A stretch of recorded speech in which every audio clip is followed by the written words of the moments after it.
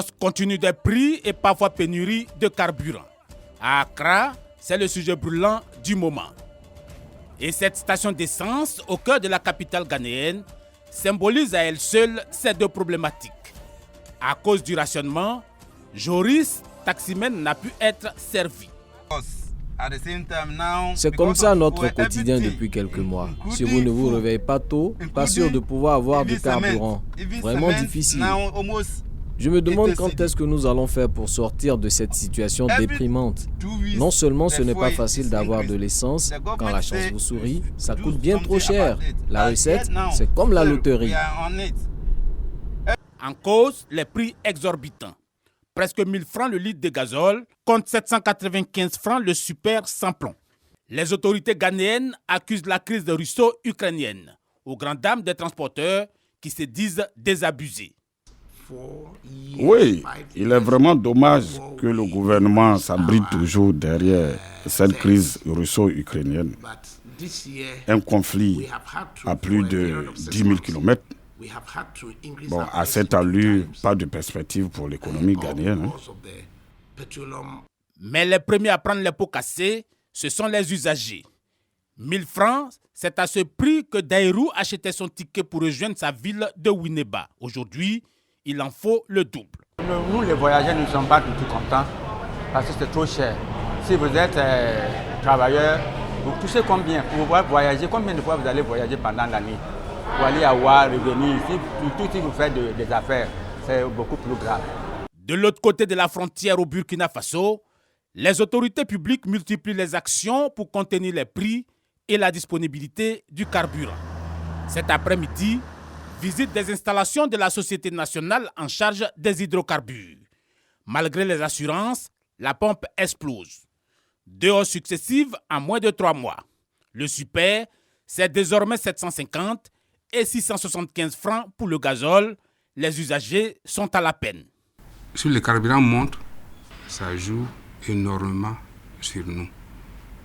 Donc si ça monte, évidemment ça augmente notre coût de revient. Au Burkina Faso, les prix à la pompe sont subventionnés.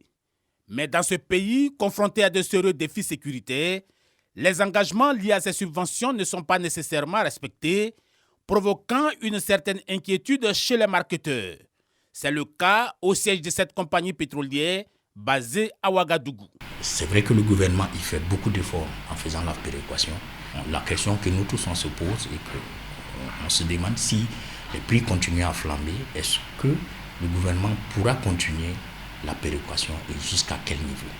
Inquiétude, c'est également le sentiment de beaucoup de Sénégalais rencontrés dans les rues de Dakar, comme ce conducteur de taxi qui nous transporte de Sacré-Cœur à la gare routière de Colobane. Tu dépenses combien de carburant par jour? Avant, c'est de 10 000, 11 000, 12 000, 12 500. Et maintenant? Mais ici, maintenant, les mamans là, dépensent 20 000 ou 18 000. C'est beaucoup d'argent, c'est trop cher. Au Sénégal, l'essence se vend à 890 francs le litre, contre 655 francs pour le diesel. Ce sont les montants issus des dernières augmentations qui datent seulement de juin. Les clients, à chaque fois, ils sont en train de dire que le transport, c'est trop cher. Actuellement, partout au Sénégal, quand il achète ici à prix de 50 francs, demain, quand il vient, on augmente ça. Si on peut diminuer ça, le prix du transport ou bien le prix du carburant, ça sera mieux, quoi. Depuis la crise russo-ukrainienne, le gouvernement sénégalais a déjà dépensé au moins 100 milliards de francs CFA au titre des subventions en faveur des produits pétroliers.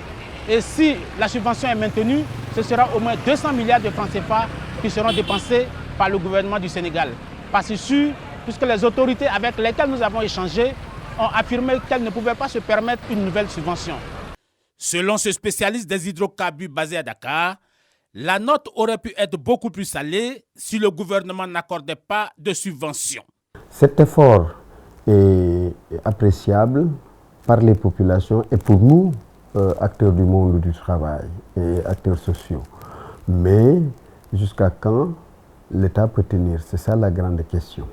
Dakar mise sur la mise en exploitation des gisements découverts dès 2023. À l'inverse de la quasi-totalité de ses voisins, la Côte d'Ivoire pratique des tarifs moins élevés. À la pompe, l'essence revient à 735 francs et le gazole à 615 francs. Un énorme sacrifice pour l'État avec un manque à gagner qui atteindra les 555 milliards de francs CFA à fin septembre. Malgré les déficits qui s'accumulent, des mesures sont prises pour préserver le pouvoir d'achat des populations. Mieux, la disponibilité du carburant est garantie avec des stocks importants. Le produit est disponible en Côte d'Ivoire, partout ailleurs. Il a été question de rupture, de rationnement. Et la question n'était même pas, je dirais, le prix du produit, combien ça coûte. La question c'était plutôt quand est-ce qu'on aura du gasoil, quand est-ce qu'on aura de l'essence. C'est ce qui s'est passé autour de nous. Mais en Côte d'Ivoire, grâce à la CIR, on n'a pas connu ce phénomène. Le prix à la pompe est administré et le gouvernement en fixe le niveau en début de chaque mois en fonction de 4 principaux paramètres. Le coût du pétrole et de son raffinage, le coût de son transport, la marge du distributeur et enfin les taxes nationales. Avec cette situation de crise ukraino-russe, l'État a décidé de ne pas appliquer la réalité des prix des cours internationaux. On avait craint un impact négatif sur nos volumes.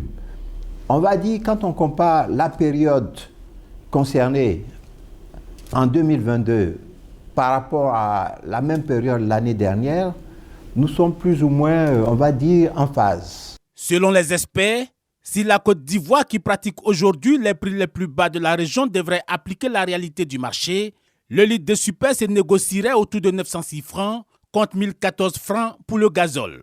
En attendant, la subvention va représenter au moins 760 milliards de francs CFA à fin décembre 2022. Un geste de haute portée sociale, mais jusqu'à quand ?